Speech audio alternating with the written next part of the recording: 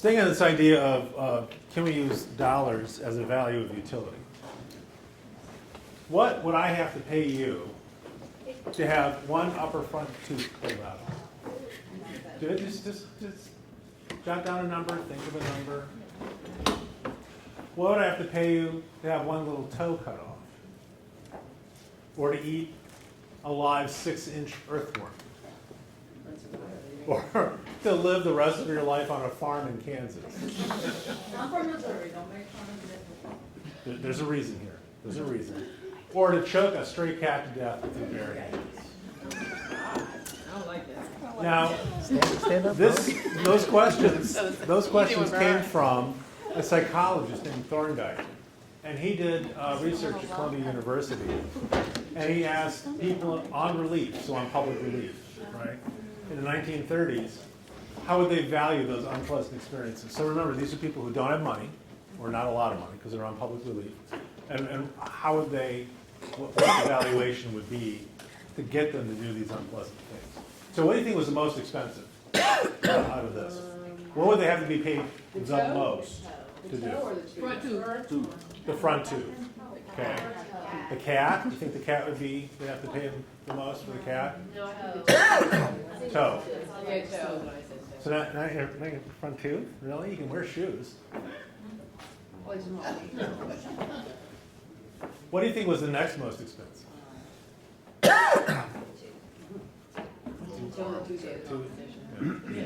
What about the least? What, Kansas? You think Kansas? Actually, living in Kansas was the worst. Wow. You have to pay somebody $300,000 to live the rest of their life on a farm in Kansas. $100,000 to eat the earthworm. Toe came right in the middle, no pun intended. And it would only take $4,500 to have somebody have their front tooth pulled. This was during the Depression? This was in the 30s, yeah, it's during the Depression. All of those are a lot of money. Yeah, they're adjusted for current. They're adjusted for current. Yeah. Still, right? So Thorndike decided, and he said this in his paper, any want or satisfaction which exists in some amount and is therefore measurable. The life of a dog or a cat or a chicken consists of appetites, cravings, desires, and gratification. So does the life of a human being. It's just those appetites and desires are a little more complicated. That leads us to John Stuart Mill. Mill's an interesting guy, or was an interesting guy. He spoke Greek by the age of 3. He could read Latin fluently by the age of 9. His dad was really into education. He studied law. At 14, he studied law. Published numerous articles before he was out of his teens, and then promptly had a nervous breakdown when he was 20. Figures. But he was also one of Bentham's students, and Mill's father, Mill Sr., was a colleague of Bentham's. And Mill developed the third of 3 most influential ethical theories today. Mill focused, because he was one of Bentham's students, he focused on utility. But his approach was teleological, that is, the end determines the value. And that comes from the Greek telos and logos, reason. So teleology is a reason or explanation of something for the end, the purpose, the goal. Okay? Mill said, look, Bentham was right about quantity. Actions produce a certain amount of utility or happiness, both personal and social. However, as with the example of the Christians and the lions, sometimes that's a little weird. It doesn't seem to work quite right because, yeah, utility has been maximized, but only if you're a Roman. If you're not, then, well, we got questions. So Mill said, I worry about the quality of the action. What kind of action is it that produces that kind of utility? How do you assess the quality of an action and figure out what consequences it brings, right, compared with other alternative actions. So not just how much happiness, but what kind of good, right, comes from it. So for Mill, it's quality or quantity and quality that matters. That's what determines the ethical value of an action, and that making utility a teleological approach to ethics and justifying the means, but not just pure happiness or total amount of happiness, the quality of the happiness. So Bentham said only quantity matters, but Mill considers both. For Bentham, he said quantity of pleasure being equal, pushpin as good as poetry. And pushpin was a kid's game like tiddlywinks, right? So Bentham didn't care about the quality of the action. If playing tiddlywinks makes you happy, that's as good as reading Shakespeare, right? So Bentham was all about quantity. Bentham's version of utility was criticized because it said, well, that means it's better off to be a happy pig than a dissatisfied human. And it's suitable only for swine. He didn't make any distinction between pleasures. He just said, just add it up, right? That's the utilitarian calculus, just add it up. And remember, he was an animal rights activist, so he said, whatever the pleasures experienced by beasts and people, those are equivalent too. So Mill said, yeah, we get the quantity argument, but still, there are higher pleasures. That is, there are things that are intrinsically better that produce ethical outcomes than others, right? So pushpin is not equivalent or not equal to poetry. Some things are just inherently better. So Mill bows to human nature in that he says, look, I know people make value judgments all the time, right? Circle back to value judgments. All I'm doing is saying you got to take those value judgments into account when you're counting up pleasure. So if happiness is a warm puppy, right, Bentham would say, well, how many puppies do we have? How warm is each one? And therefore, that's how much happiness each one will bring. We just added up, multiply that by the number of puppies we got, right? Mill, are they cute? Are they housebroken? Are they yippy? Right? Do they want them to just crap on my rug? Are the puppies themselves happy? Are they pleasant to look at? Are they housebroken? Do I have to take all of them? Right? So for Mill, it's the quality of the experience. So in a Benthamite world, throwing Christians or prisoners to the lions, it's fine. It's okay. You increased utility. You maximized utility. From Mill's perspective, no, sorry, that didn't cut it. That didn't work that way. Okay.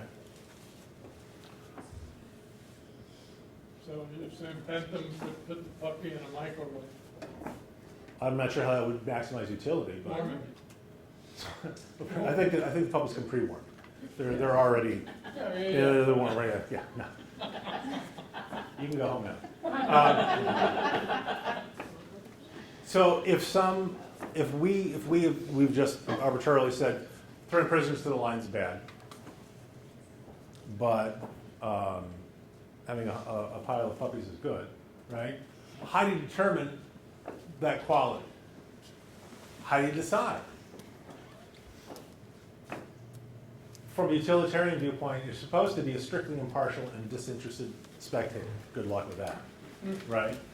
Because you're supposed to be assessing your own happiness versus that of others. But, and here's the key, motivation doesn't matter in utilitarianism.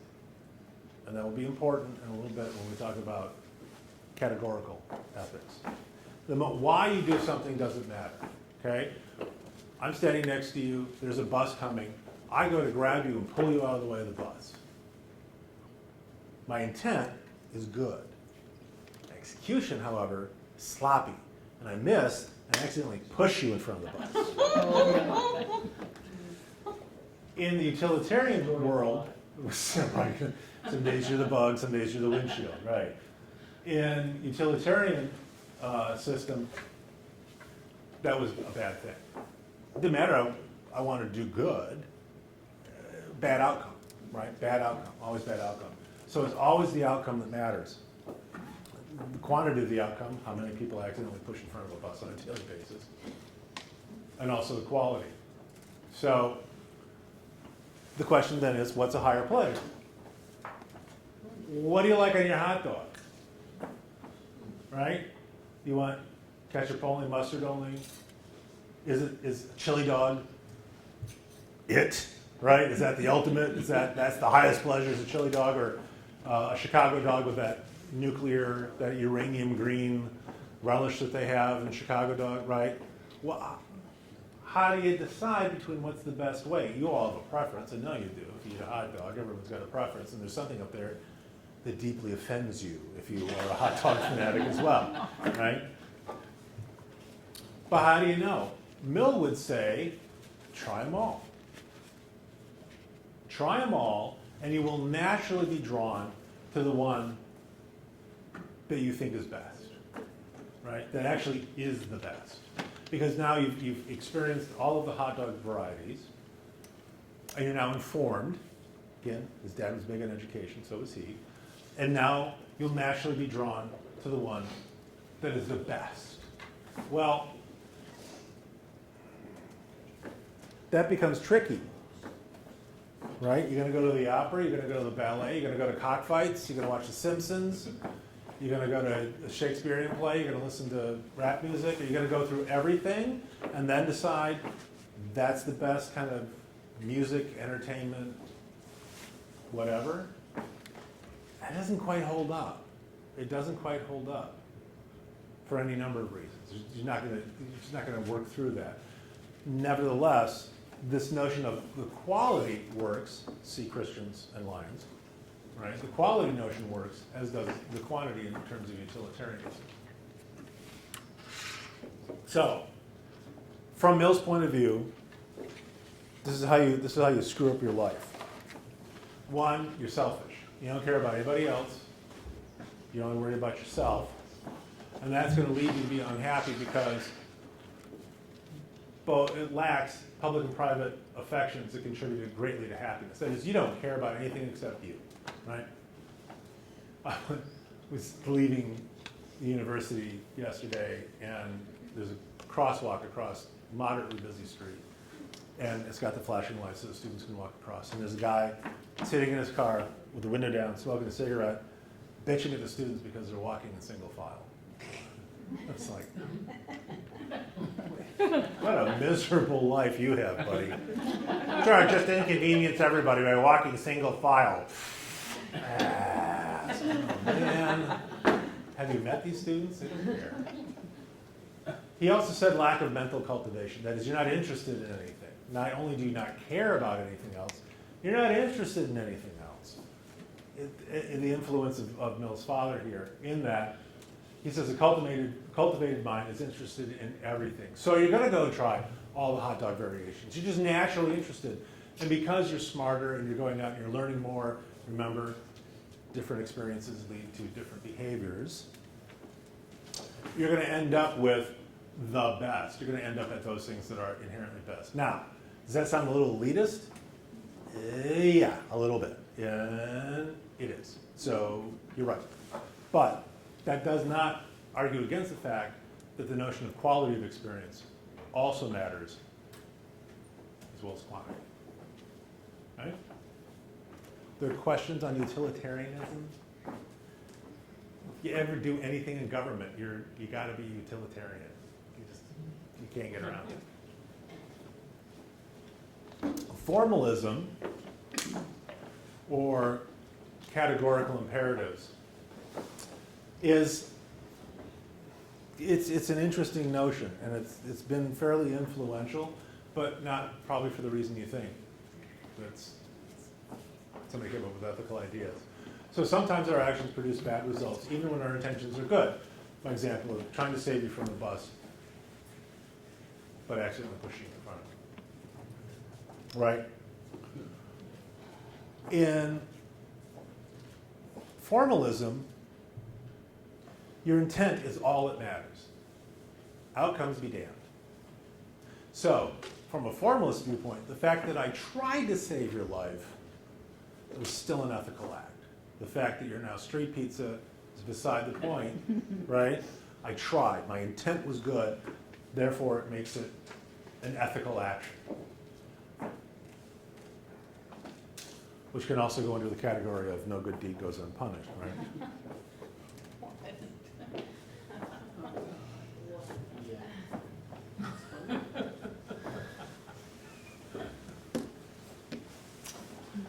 Immanuel Kant is the father of formalism, I guess that's the best way to put it.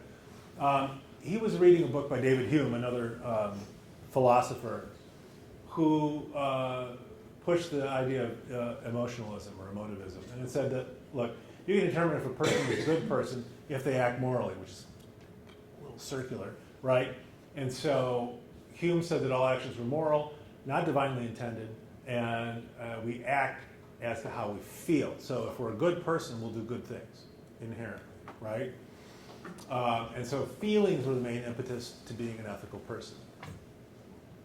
Kant said, that's crazy. You are making stupid talk. He said that it can't possibly be the case. So he did what most ethicists, ethical philosophers would do, but they don't have the dedication that Kant did. He went back to first principle. He said, how do you know if a person is good and an action is good? Ultimately, how do you know if an action is good? In his work, he basically tore everything down to the studs, and started over. It goes under a variety of names. It's called Kantian ethics. It's called formalism. Sometimes it's called deontological ethics. It's from the Greek word for duty. They're all the same thing, right?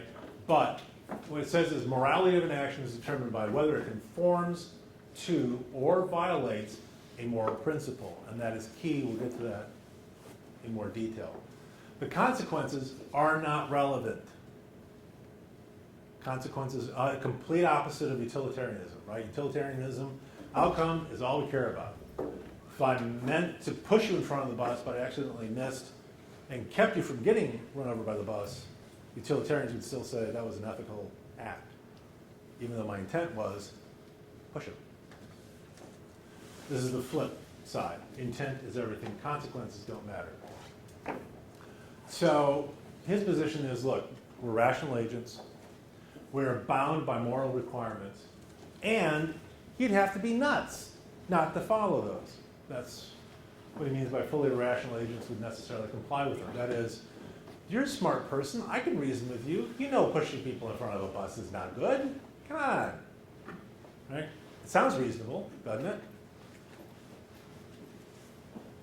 So Kant's question was, what's universally good? And let's ignore what people really do. People are kind of crappy sometimes. But for him, morality has to be addressed first before everything else, because otherwise you're going to watch people do stuff and you're not going to know what's right. You won't get to that essential question. What is universally good? And again, intent is everything. Our knowledge and understanding of the world arises within the limits of our perceptual and cognitive powers. That is, criticism of utilitarianism. I'm not doing some sort of due diligence calculation in my head about pushing people or saving people from buses, right? I don't know what's going to happen. I don't know the outcome. I didn't know I was going to shove him in front of the bus. I meant to grab him and pull him out of the way of the bus, right? So Kant's saying, you can't control everything, so all that matters is what you intended to do. If you intended to save him, good for you. You messed it up, but good for you. Right? Kant's structure of this distinguishes between duties and inclinations and imperatives. An inclination has no moral worth, right? Let's say you like making people happy, and you do it because it makes you happy. That's an inclination. There's not much moral worth in that because you're going to do it anyway because it makes you happy, right? You're not making people happy to make them happy. You're doing it because it makes you feel good. So that's an inclination, and that really doesn't have a whole lot of moral weight from Kant's point of view. An imperative, however, that carries more moral weight. Hypothetical imperatives, and that's most of them, are commands that hold only if certain conditions are met. If somebody, let me think of a slightly different one.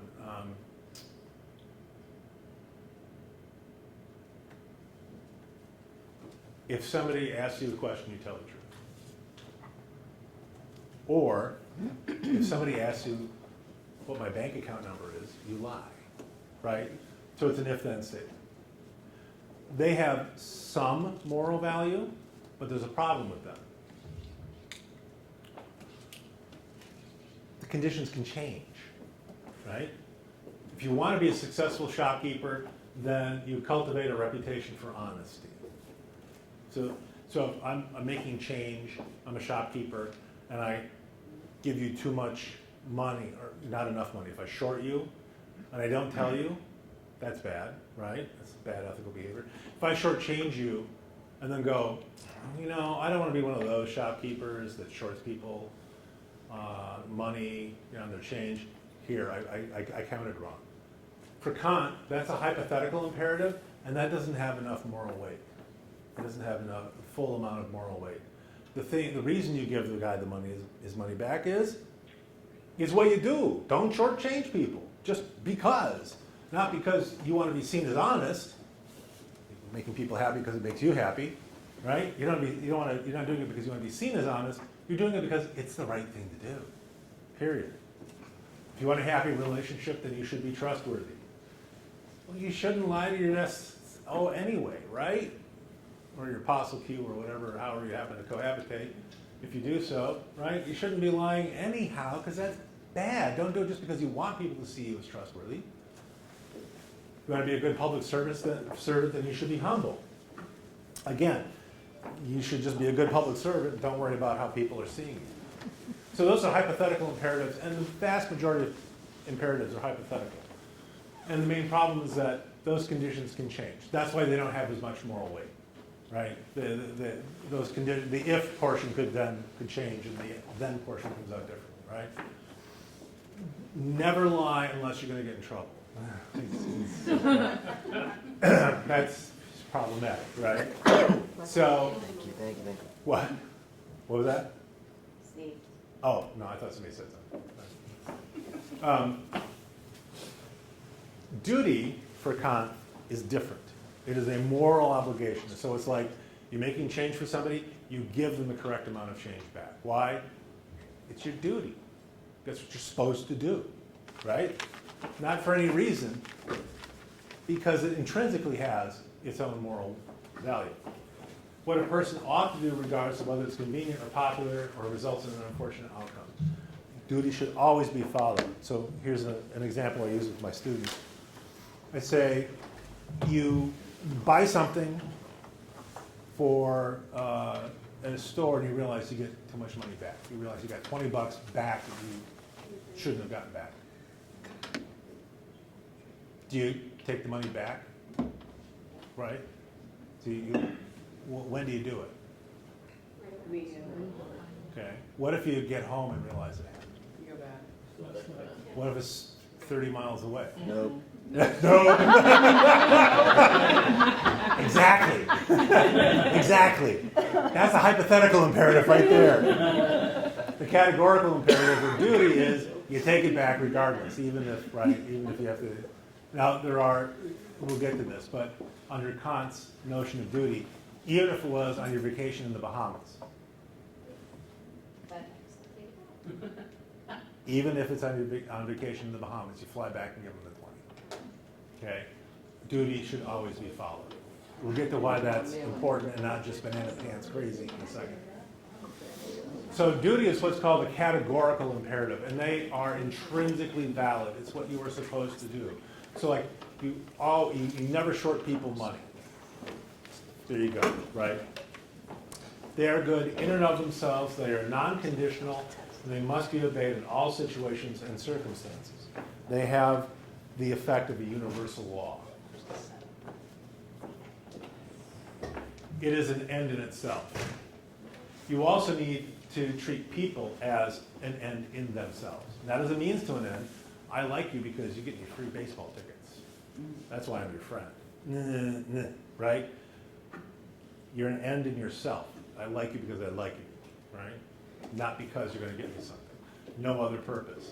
So Kant's big on treating people as ends in themselves and not as means. So categorical imperative. I will not lie. No one should ever lie, ever. Right. Okay? But that would be a categorical imperative. I will not lie. I will not lie unless it gets me out of trouble. That's a hypothetical imperative, okay? So it's a pretty easy distinction between the two.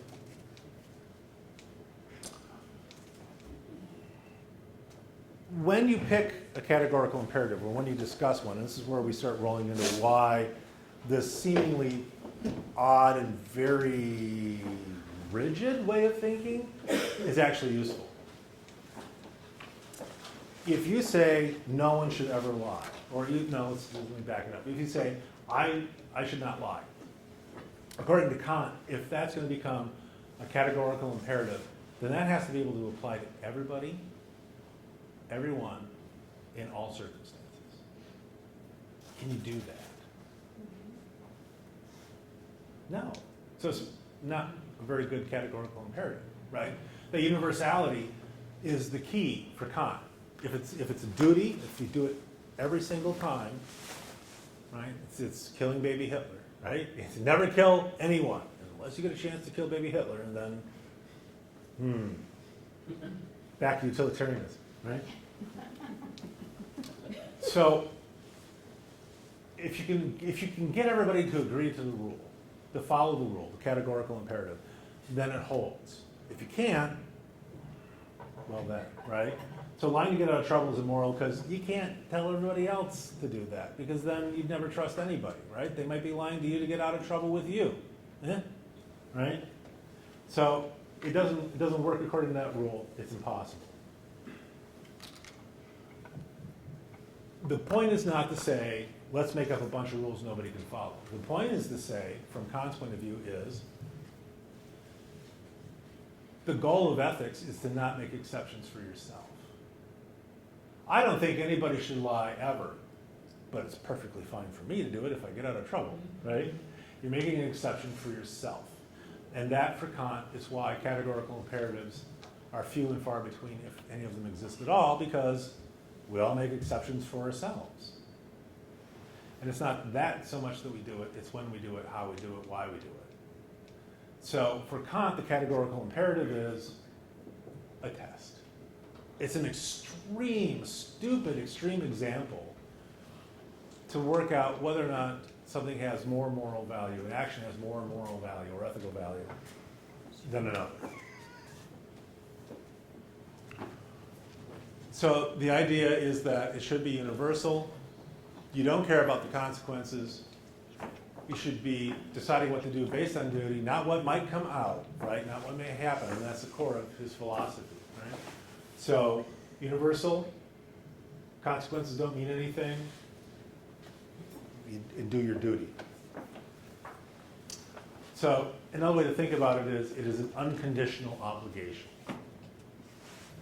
It's sending that birthday card to your aunt every year, regardless. Unconditional obligation.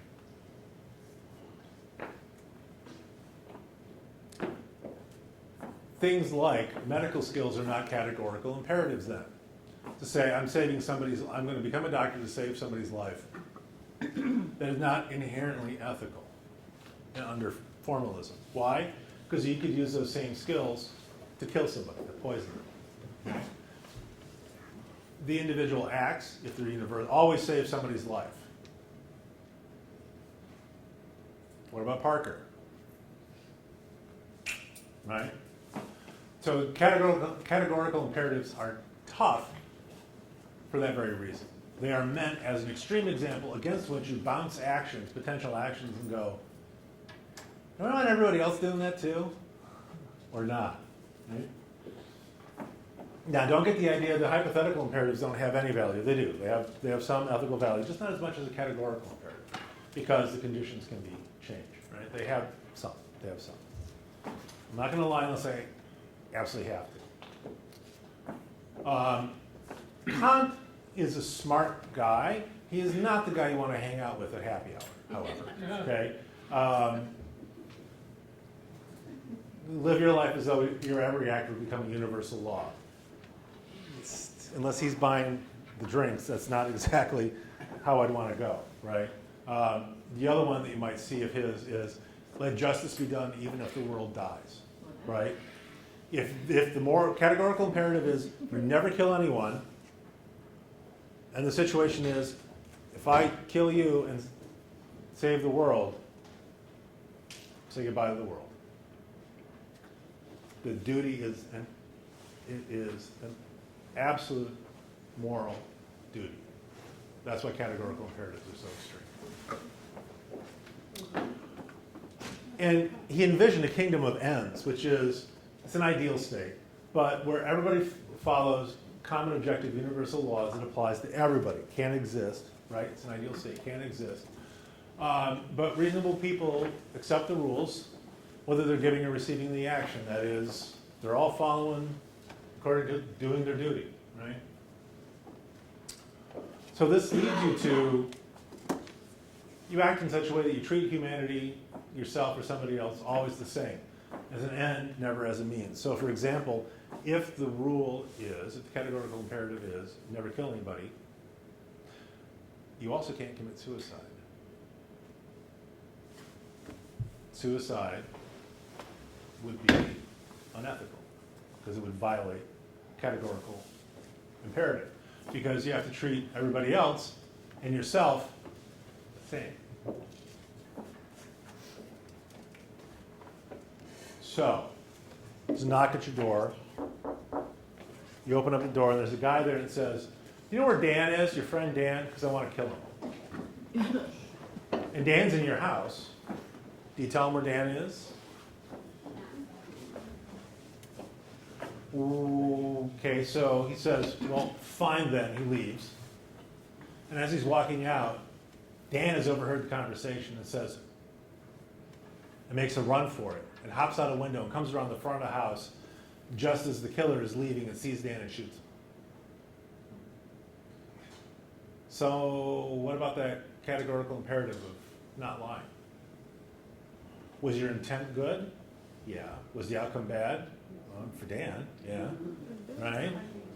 And that's part of Kant's argument. You don't know what's going to happen. You don't know if Dan overhears, if he's going to make a run for it, if he's going to go to the attic, right?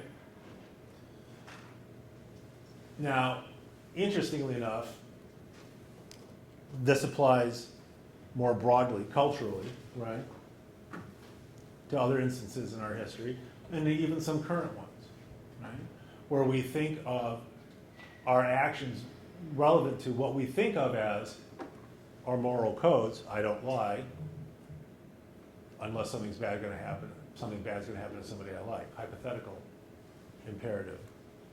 We need to be mindful of what our situations are, because just because we agree to this doesn't mean in Nazi Germany people didn't not lie because they were afraid of the government, or even today. To be truthful or honest in all declarations is a sacred command of reasoning, prescribing unconditionally not to be restricted by any conveniences. That's Kant. He's saying never ever lie, ever, ever, ever. So if you know where Dan is because I want to kill him, and Dan's in your house, Kant would tell you to say, Dan's upstairs. That seems pretty harsh, right? Truth is more important than Dan. That's what I get out of that. And for Kant, it is. Kant was big on not lying. Did he have kids? Huge on not lying. He had kids. Yeah, he did. Oddly enough, he did. Yeah. And I'm sure they lied their butts off to him too. It's gonna drive Dad crazy. Let's lie to him about the dog. So for him, being honest is almost the ultimate, right? Almost the ultimate in terms of ethical issues. And sincerely, that notion of telling the killer that Dan's upstairs, because Kant's argument is, look, if I lie and go, he's not here, and the killer goes to leave and Dan makes a run for it and gets shot anyway, that was out of my control. but I lied and I broke the rule. Better for me to not lie, to tell the truth. Dan's kind of on his own, right? It may seem harsh, but that's Kant's point of view. Now, under Kant's structure, under formalism, you could also just not answer, or you could say, I'd rather not say. Right. That's true too, right? I don't want to tell you, which is pretty much saying Dan's upstairs, but anyway. All right, the universalization is the issue here. As soon as you make an exception for Dan or for anybody, now you can make an exception for anybody. And that's sort of Kant's viewpoint. If you make a rule that is so strict, what are your exceptions? Why are you making those exceptions? What exceptions do you make? When do you make them? Kant doesn't honestly believe that everyone's going to go around not lying. The usefulness of his philosophy is, when do you bend? When do you make those alterations? When do you decide it's okay for you to break the rules? That's what's instructive with Kant. So, back to our Kantian superhero. He has one rule: he doesn't kill. He knows the Joker's going to kill thousands of people. That's why he doesn't kill the Joker. That's his categorical imperative, and he's not going to break it.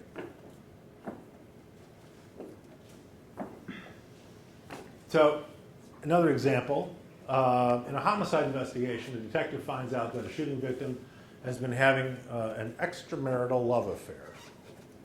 After interviewing the other woman, the detective concludes that the affair was immaterial to the case and nothing to do with the homicide. It's just one of those incidental facts you find out along the way. Case is later solved, and it was an accidental shooting. A little bit after that, the widow comes in, meets with the detective, and says, point blank, do you know if my husband was having an affair?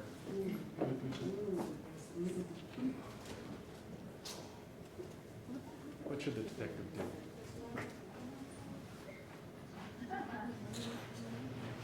One of my students said, ask her out. It's like, you also were staying very late after class. Oh, Lord. What should the detective do? How many think the detective should tell her? He already did, so. Yeah. And now the man. No, he didn't. He didn't tell her. No, he's dead. No, the husband's He's already dead, so what's the... Nice. Well, he's dead. That's nice. Because then you change Is that going to... What is he gain? But I would want, if I was her, I might want to know, so. But what's his responsibility in telling her? Does he have a responsibility to tell her? It's kind of like if we do DNA and we discover that dad isn't the dad, do we have a responsibility to tell dad? Oh, by the DNA way. doesn't match. This is when you use, I'd rather not say. Yeah. I won't say that. Kind of takes a I'd bite out rather of not that. say. Takes a bite out of that whole good news, bad news things, right? So, nice weather we're having, huh? Do you think sparkly. How many think the detective shouldn't say anything? What'd you say? How many people think the detective should not say anything to the woman? How many think he should tell her? Interesting. And men? He probably has a right to lie. Because he's not obligated to contact her after the case is done. Which is when I told my student they had to stay after. He said, ask her out. He's not obligated to contact her, even though she's available. But he doesn't have to talk to her ever again. He doesn't have to tell her anything else about the case. And in fact, I mean, you could argue that he could evade the question because he's considering her feelings. So he could lie and say nothing like that turned up, or wasn't germane to the case, or any number of things. There are probably other moral permissible ways that she could find out without him being involved, right? So under the rubric of utilitarianism, he maximized utility by lying, right? So the outcome was beneficial. According to Kant, he's still at fault ethically because he lied, right? Always get a public records request. Just frisk his telephone. She had to ask you anyway. Just frisk his phone. That's all you need. I agree with that. I would suggest that you get a public records request. Yeah. Leave me alone. Yes. Even That's the answer. even better. Even better. Exactly. You know, I'm not the one you should be asking. So, That's my partner. oh, mean. That's my partner. Oh. So Kant gets criticized because, one, he's certainly not flexible in his outlook, and that it doesn't allow for exceptions, when in fact, we live our lives by exception. Right? We can't, and it's not so much that we do it, it's why. And that's really the utility of Kant's really rigid, structured approach is, why am I making this exception? Why do I think it's okay for me to lie now, but not over here? But when you do it to me, I'm upset. That really is I think, the value of formalism. And this is another philosopher who says this, basically that he says much of morality is sentiment in disguise. That is, we're already making exceptions for ourselves and our friends and our family and the people that we like and the reasons that we like and whatever else. But when our moral structure fails, when our apparent system of ethical decision-making fails, that's the important part. That's why it's valuable. And so, if you take anything away from Kant, take away the fact that you should be treating people as ends in themselves and not as a means to an end. So, quick little table for review.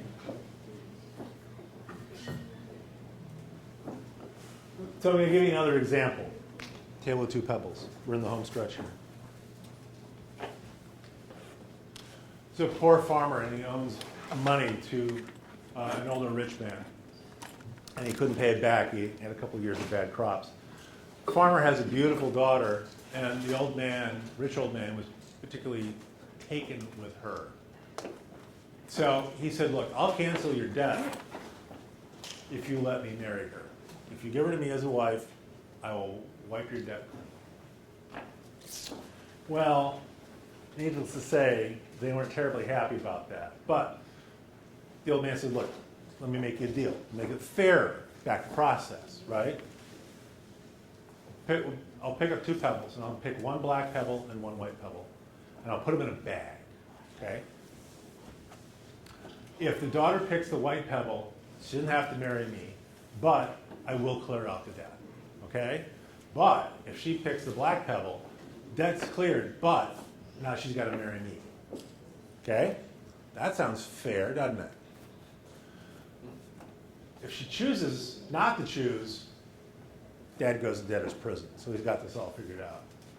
So he turns his back, picks up two pebbles, and puts them into a bag. However, the daughter sees he picks up two black pebbles. So he's cheating. What should she do? This guy's rich. Her father owes him money.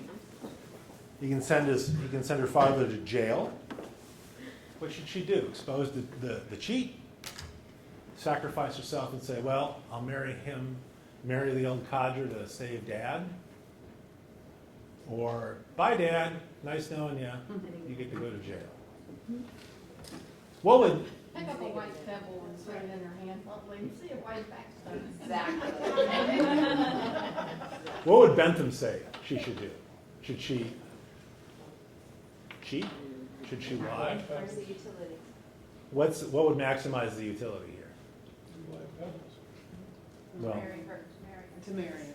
They would both be happy. Marry him and put she him on the reaches railroad. in, Yeah, that makes her dad happy and him happy. She's the only one not happy. she reaches into the bag, Oh, look at picks out a pebble, but accidentally drops it. Ah, we win. And she says, oops, never mind. The pebble in the bag will show the color of the one that I picked. The one that remains, right? The old guy can't reveal that he cheated because otherwise, well, there you go. Okay? So that's a method to maximize the utility. Now, however, a formalist would say, she cheated. So the happiness that she and her father experienced don't matter because you cheated. You broke you lied. Basically, you lied. Exactly. He cheated first. Well, not that he cheated first, but he also cheated. It doesn't matter. So no good can come of that. Well, she technically didn't cheat. But she lied. No. Well, He cheated, she lied. He cheated, she lied. But I would argue the happiness was maximized. The father and daughter are happy, and the old man's unhappy. That's 2 to 1, Yeah. right? So that's about as much happiness as you're going to get out of that scenario, right? So yeah, Kant would go, wah, you both broke the rules, wah. But Bentham, and we're not going to worry about Mill's viewpoint, but Bentham was like, hey, 2 to 1, right? What she did was perfectly acceptable. Seems In like fact, nowadays, like- he would say she was morally required to, because otherwise there'd be 2 unhappy people, her and her dad, and 1 happy person. Right? So she had to cheat to maximize utility. But that's only if her dad would have been unhappy if she got married. He still would have been forgiven the debt. Assuming he loves her. Yeah. The human heart is a mystery, but let's assume he loved her. To your point, there are always more solutions than there are problems. Because you were close. You were really close. You had me worried for a second when you started that sentence. And I was like, really? You're going to nail it? Really? This first time out. Okay. All right. That's fine. That's fine. Okay. Is the coffee going away? Or is the coffee going away, or is the coffee just coming in? That's what tomorrow morning. Oh, that's for the, God, you guys are, am I sleeping here? You guys are really. Yeah, no, it's okay. I'm fine. I was just, I have a slight addiction to caffeine inside. So I'm up here going, is that coffee for today? Yeah. It says 9 at 4 o'clock in the afternoon. Mm-hmm. All right. Our home stretch. What's more important then, ethics or laws? What do you think? How many think laws are more important? I don't care. It's 3 o'clock. It's just tough to answer. How many people think laws are more important than ethics? How many people? So everybody thinks ethics are more important than laws? Ethics and we need laws. It depends. Shut up. You're very clever. Let's think about it this way. If we took all of the laws against assault off the books tomorrow, do you think the number of assaults would go way up or up a little bit? Way up. It would go up. They'd go up, but probably not a ton, because we tend to hold assault as being morally repugnant. It's also difficult. You got to pick the right person. They wouldn't go through the roof, right? They'd go up. If we abolished all forms of theft, to wipe those laws off the books, It would go up. Way up. more than assault, right? Right? Yeah, because assault's bad. That's not as bad. So, right, it's also a little easier. What about parking violations? Through the roof. Oh yeah, it'd be pandemonium out there. It'd be absolute nonsense, right? It'd be a free for all. We'd be back to a state of nature, in no time, right? So the point here is that criminal law merely represents, it reinforces what is already a strong, unwritten moral law. You don't walk down the street and randomly punch people, right? It doesn't work that way. So the laws just reinforce what we've all agreed to, social contract. Now, there's a number of definitions of crime. We're not going to use this flabby third one, but the first one, action or omission that constitutes an offense. And that's key too, or omission, or illegal activities. By definition, a crime. And we operate under federal, state, local laws Federal laws usually take precedent, but depends. Things like speeding in school zones and stuff like that. Okay? But in ethical terms, conforming to the law is not enough. It's just not enough. The moral force that lies behind the laws, right, that varies in strength depending on the conduct in question. Parking violations, theft, assault. So just following the law is not sufficient. We don't have a law for everything. You don't want a law for everything, right? Trust me on that. The reason the parking violations would go up is because it's parking. It's not hurting somebody, it's parking, right? So laws only reinforce what we already hold, right? They don't develop independent of moral force. If we didn't care, we wouldn't worry about having a law about it. That's why if you have open liquor in some cities, you're in trouble. If you're in New Orleans, you share, right? That's just how it works. It just depends on what the moral forces for certain actions are, local, state, federal level. Okay? So now what's the outer limit of that morality, though? Can you have a law that goes well beyond ethical boundaries?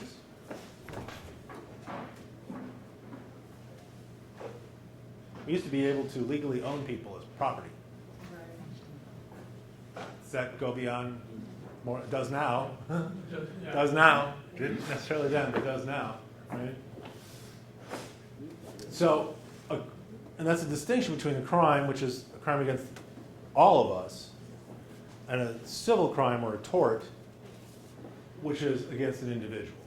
Right? That usually gets settled by money. That gets settled by fines or imprisonment. Money or prison. Right? Two ways of viewing crime is a variety of ways. This is probably the simplest one. One is the consensus view, and that is social contract. We've all agreed that if behavior is harmful enough, government's got to step in and do something about that, right? Conflict view says, yeah, that kind of happens, but only people in power, right? You don't see a lot of poor people making laws. You don't see a lot of homeless people making laws about the homeless.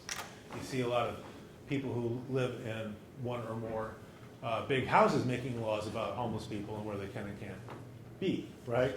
So the conflict view says it is a power struggle. Consensus view says it's all of us together. The consensus view comes from Emil Durkheim, who's the probably first real sociologist. And he said that when an act is criminal when it offends strong and defined states of collective consciousness. This is the social contract, right? We've all agreed that's bad. Conflict view says, look, that's only going to serve the interest of a few. We're not going to tax people in the upper 1% of income or wealth, which are two different things.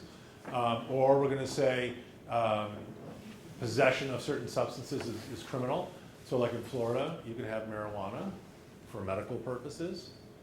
Like this guy that it's not me, but this guy that I know, it's not. So very definitely not me. But he's got medical marijuana. And I said, what's the medical issue? He's like, oh, I've got a bone chip in my elbow. And I said, when the hell did that happen? It's 1993. I was like, oh, okay. So, fine.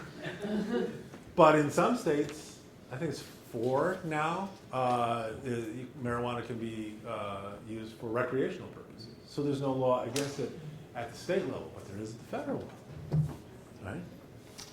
So conflict view would say there's a reason they don't want us smoking marijuana when in fact we can go down and buy a fifth of Jameson and a pack of cigarettes any day of the week, right? So we choose what to criminalize, and that's a key thing. The laws are supposed to reinforce, reflect our moral stances. Sometimes they do, sometimes they don't. And I would argue we got a whole bunch of laws in the books that we don't need because they're not really reflecting anything. The problem with that, though, is the more laws you have, the more legalistically people frame their definition. I follow the letter of the law. Yeah. What happens is you start giving up self-responsibility. You start abdicating your personal responsibility for those actions because, hey, I doesn't matter that I cheated that guy out of $150,000. I followed the law. The law is bad. Not my behavior is perfectly acceptable because I cheated him out of that much money. Right? Too many laws, and you start losing that personal responsibility. You keep pointing to that external system to choose for you, to determine what's right and wrong, when it can't do that. All it can determine what's illegal and what's not illegal. The law arguably has very little to do with what's right and what's wrong. It just depends on how the law is written, how it's enforced, what it was intended to do. So a lot of people assume crime is intentional. See Kant, utilitarian. So if you intentionally have drugs, you can be punished for that. But I'm pretty sure I speeded a bit to get here. I'm pretty sure all of you have sped at some point or another. You've all broken the law at one point or another. You didn't mean to, right? You might have been jamming to a song or trying not to text or thinking about what you're going to text as soon as you stop the frickin' car, or how you forgot to get milk at the grocery store and you look down and you're 7 over, right? Happens. It happens. You still broke the law, right? You still broke the law. So that notion between intent and outcome, that notion between ethical actions and legal actions, we live answers to those every day. And that's why it's important to study this. So these things are illegal, but are they immoral? Underage drinking, that's illegal. Is that immoral? My favorite answer to this, one of my students said, communion. And I was like, that sums it up pretty neatly. Talked about driving over the speed limit. Getting something you didn't pay for. You ever get something you didn't pay for? Is that stealing? Is it stealing? Kinda.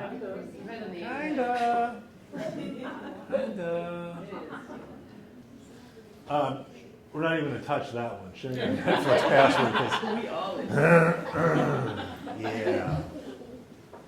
Yeah. Now, these are immoral, but are they illegal?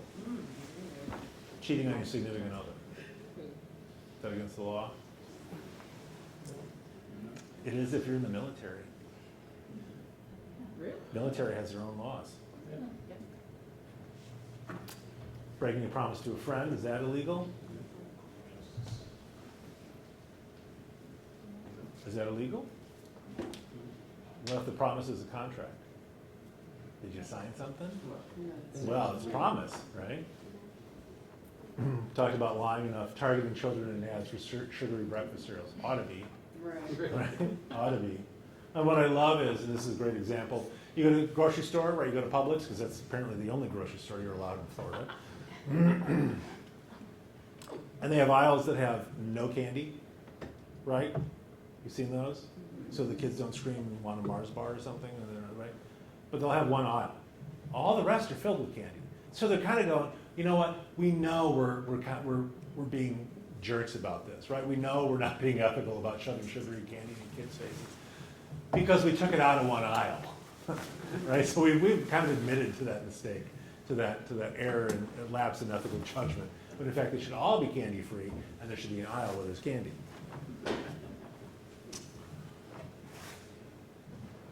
And we often regularly balance between individual and community interests, right? Drinking in public, playing loud music. Well, that's a party, right? If it's your party, you're less concerned about it than if it's your neighbor's party, right? The one whose dog constantly craps in your yard.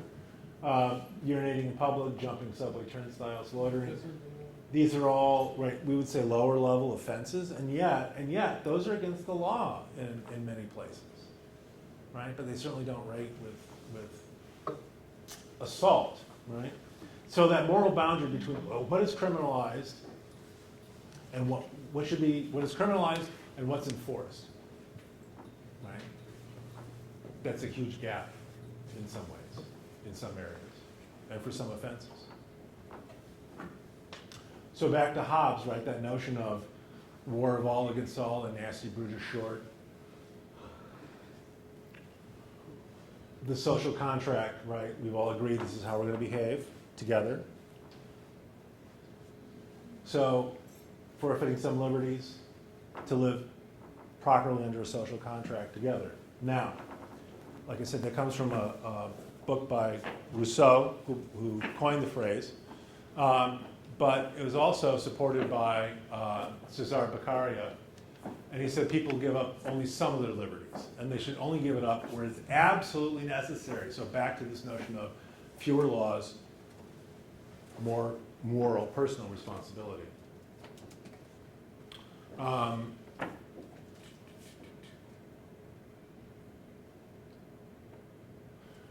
So, we still retain some of our natural rights because we've only given up some to government. Those are inalienable. That is, they can't be taken from you, right? Hence, the wording in some of our most important documents are inalienable rights. Legal rights are bestowed on people. Can you all drive a car? That's a legal right bestowed on you. There's nothing inalienable about driving a car. That is a legal right bestowed upon you once you've gone through certain hoops, right? Do you have the right to not have your stuff messed with, whatever you determine your property to be? Yeah, that's an inalienable right. Do you have the right not to be stabbed for a piece of cake? Yes. That's an inalienable right, right? Right? So what is an inalienable right and what is a bestowed right comes from laws, right? Or comes out of those. So, upshot is, laws are literally the least you can do. Right? If you ever fly and someone's sitting behind you Oh, yeah, kids. doing that to your chair, right? Is that against the law? No. Ought to be. No, shouldn't. I'm kidding, right? No, it's not against the law. How does that get enforced? There's no airline regulation saying don't kick chairs, right? You could turn around and say, hey, do you mind? Right? Where's your parents? If you have any. So the law is the absolute minimum requirement. It can't be everywhere all the time, taking care of every situation. That's on us and our ethical systems and our ethical decisions. Those laws only reinforce those ethical systems that we've already espoused and agreed to under social contract. So as soon as you start thinking about what can I get away with, you're thinking legalistically. You're not going to be making a sound ethical judgment. Now, as an example, this is a real case too. So a 19-year-old kid dropped a 22-pound chunk of concrete from an overpass. Okay, hit a car, killed the driver, who happened to be a university professor. Even bigger tragedy, right? So there's no question that the teen committed the act. Was dropping the concrete in accord with any moral virtue?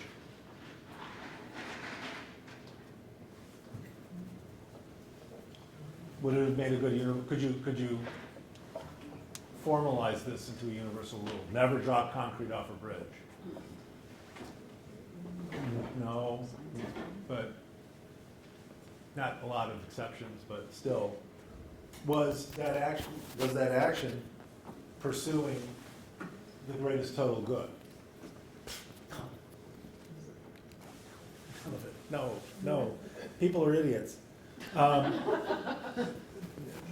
We are, because we do dumb stuff like that all the time without thinking through the consequences or the ethical system under which we're making those decisions. Now, having said that about a dim-witted 19-year-old, what about Abu Ghraib? U.S. military and CIA personnel had an executive order that said you can use extraordinary interrogation tactics, okay?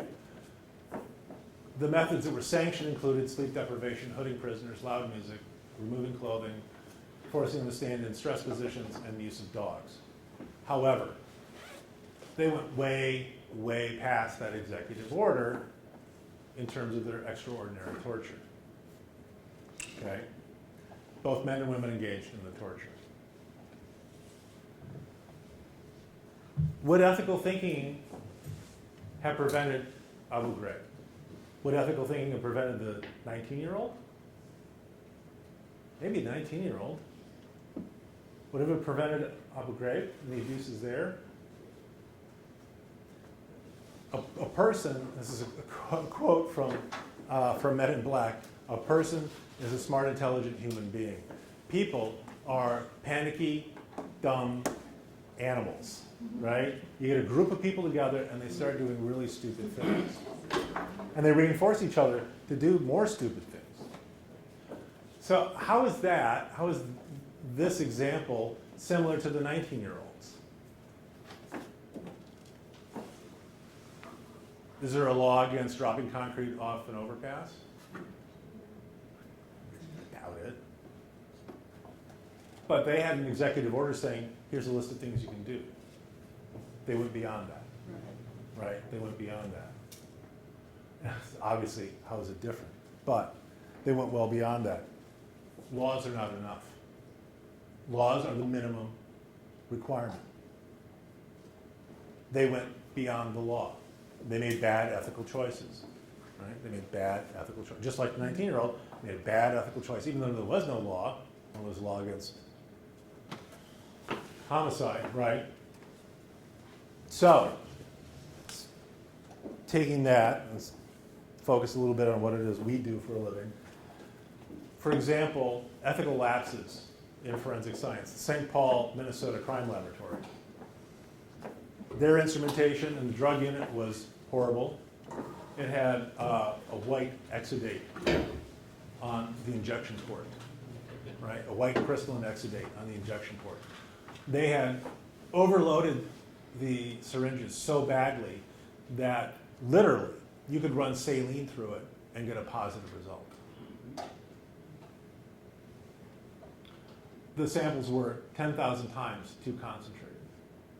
They couldn't identify controlled substances. They misidentified controlled substances. They misidentified uncontrolled substances. They didn't use proper terminology in the reports. That meant the police would charge the wrong crimes. They got the weights of the drugs wrong. They didn't have training. Instruments weren't maintained. Didn't have written protocols. They used Wikipedia as a technical reference. And I testified in one of the cases, one of the hearings rather. Another person who testified before me said, I've seen better chemistry in high school classes. Just horrible. And it wasn't limited to the chemistry unit, the fingerprint unit. The supervisor wasn't certified in fingerprint identification, and he hadn't been to any training in 11 years. Right? The fingerprint and scene reports didn't clearly identify who did what work and who verified what results. In 21 out of 246 cases, the employees failed to label the fingerprints. So you didn't know where they came from. Or if they were part of that case, they were just in an envelope. And if the card fell out of the envelope, you'd have no idea. You'd have no idea where the print came from. They stored all of the photos on a desktop computer with no backup and no password. So anybody could go in and see crime scene photos as long as you had access to the computer. Or delete them. And they didn't use tamper-evident tape. That was the budget before they got found out for being a catastrophe. So St. Paul, Minnesota is not a small city. That's how much it costs to fix the lab's problems. And that's now their new annual budget. Does that mean that they solved the problems? No, but they solved a lot of them.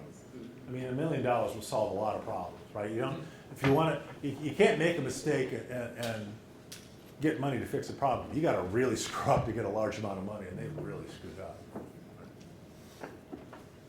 what they did was they outsourced the drug cases to the Minnesota BCA permanently. They're not doing drug cases anymore. It all goes to the state lab. The manager is now a chemist and a certified print examiner. The manager before was a sergeant with no science background, no forensic experience other than he got pushed into the lab. More staff, both sworn and scientific. Training, staffing requirements. They didn't even have requirements for who they were going to hire. You didn't have to have a bachelor's degree in chemistry to be a drug chemist. They got accredited 2 years after the scheme. So good for them. But it took a lot, right? It took a lot and a lot of money. Brenda Frazier worked at the Columbia, South Carolina lab. She was involved in testing about 750 cases, and of those, 190% for retesting. Caught on an audit. Jonathan Salvador, Texas DPS, dry labbing with a 33% error rate. Everybody knows what dry labbing is? You want to know something adorable? I have to explain it to my students. I love that they don't know what faking lab results is. I like that. That gives me hope. It gives me hope. It was an understaffed lab. Everybody got promoted just because they got promoted. Really problematic. They took a big hit on that. The poster child for ethical problems in forensics. If you're not familiar with her, the drug lab was at the Department of Health in Massachusetts. Her coworkers complained repeatedly about her because she would be doing 500 samples a month, and that was like 5 times what they were doing. The lab got transferred, unrelated to her, to the police. They took the charges seriously and they started doing internal investigation and found out that she was basically dry labbing. She was just making stuff up. They never saw her in front of a microscope, in front of the instruments. She lied about her qualifications. She said she had a degree she didn't have. She had a cocaine to samples where no cocaine was present. She'd been dry labbing for as long as 3 years. Now, when I teach, I teach classes in fraud. And in fraud, there's a mnemonic when you talk about who the fraudster, which is the technical term, who the fraudster is. So you can have a bad apple, right? It's like a lone actor. It's the accountant who embezzles money out of a company. You can have a bad bushel, where you've got a unit, right, like LA Rampart Division, who are basically worse than the criminals that they were supposed to be going after. So you've got a group, or a bad crop, and that would be like Enron, WorldCom, where everybody's in on it. Now, I added this.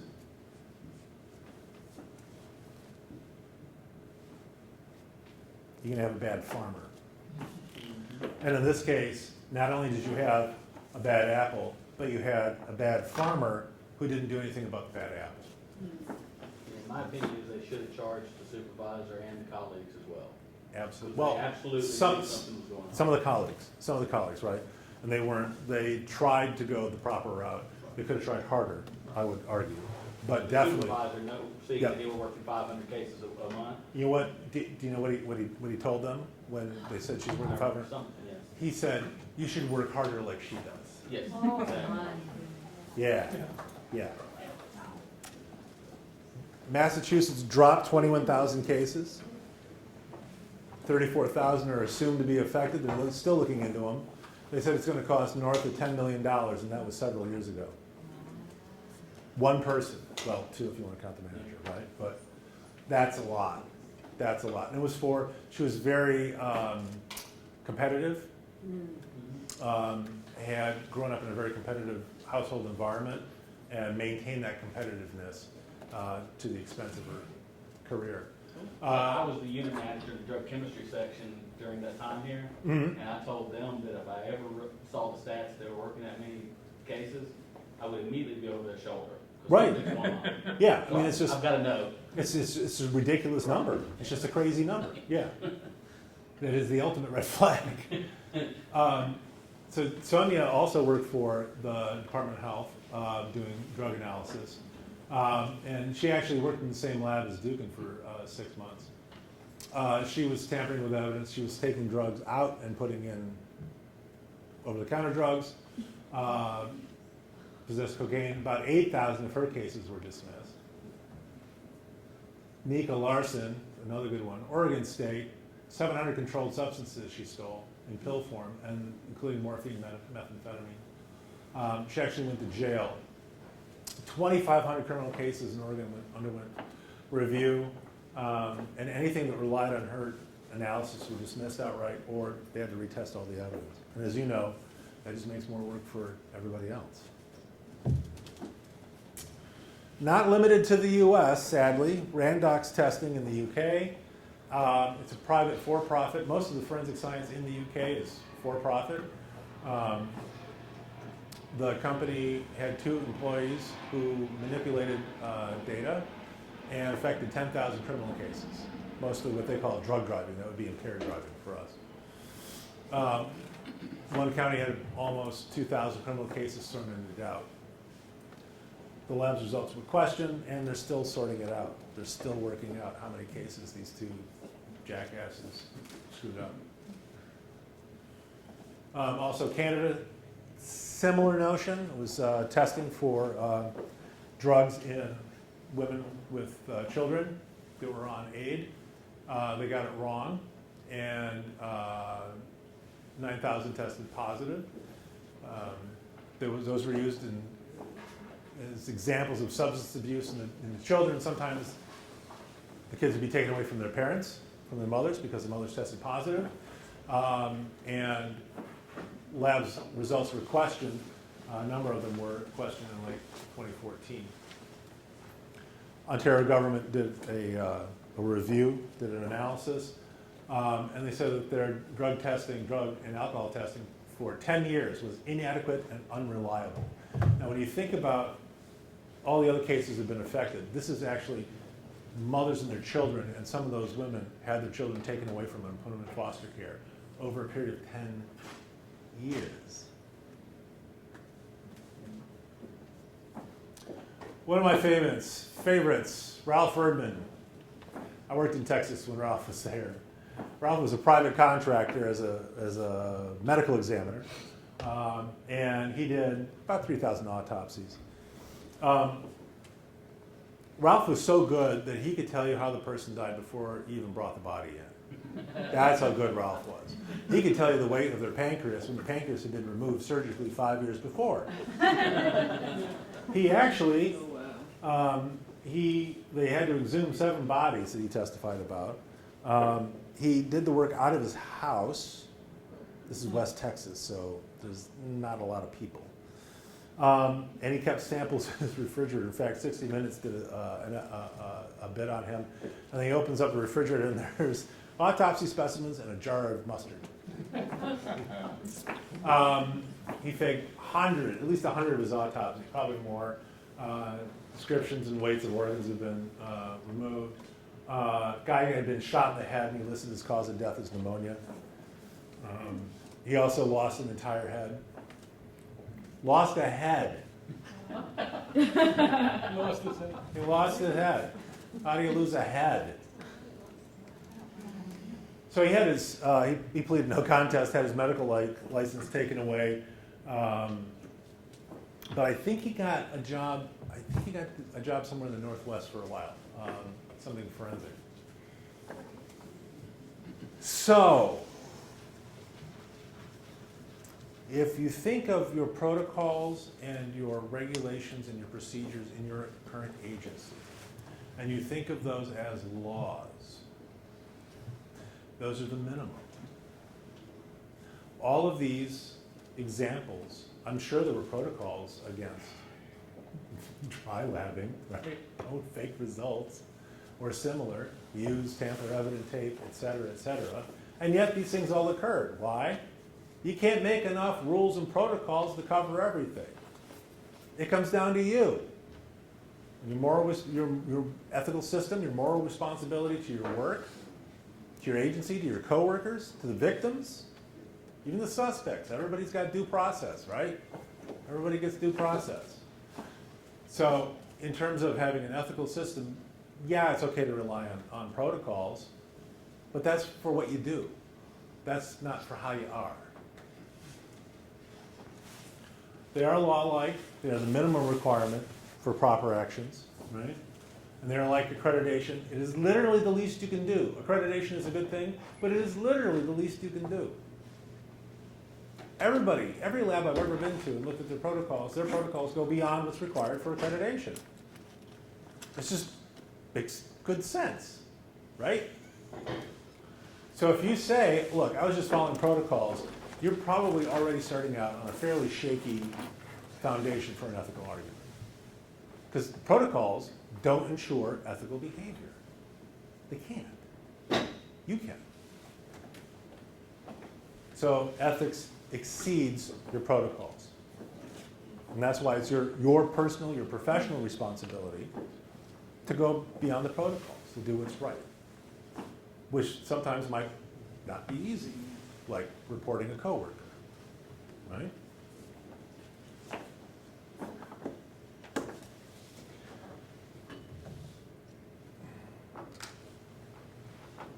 So I'm going to end on a handful of thoughts here. One from Potter Stewart that I like. Ethics is knowing the difference between what you have a right to do and what it is right to do.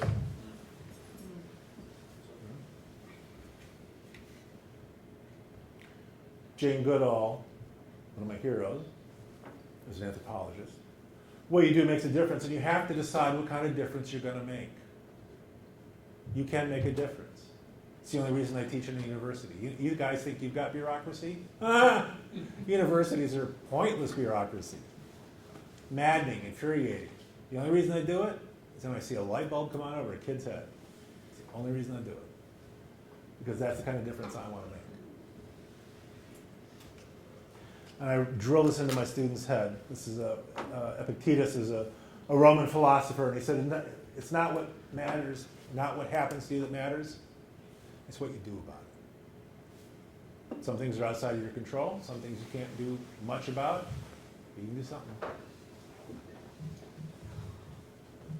That's what I have. Little early, but as I tell my students, my goal is not to make you sit here for a specified amount of time. It's to get through the material and answer all your questions. Do you have any questions?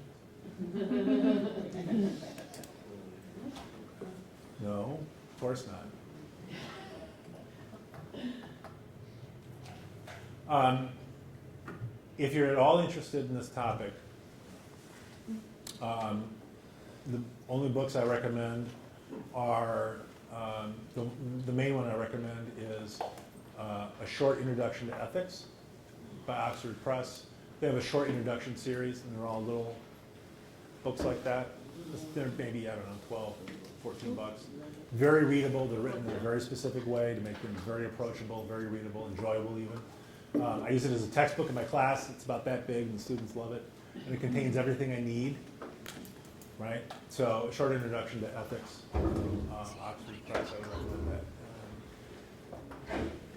Beyond that, thank you. I appreciate you taking the afternoon. I know it's difficult. It's not always the most entertaining topic. Tried to make it a little less painful, a little more fun. But I do appreciate you sitting through this and participating. Some of you had very good questions, very good points, and I appreciate that. Thank you.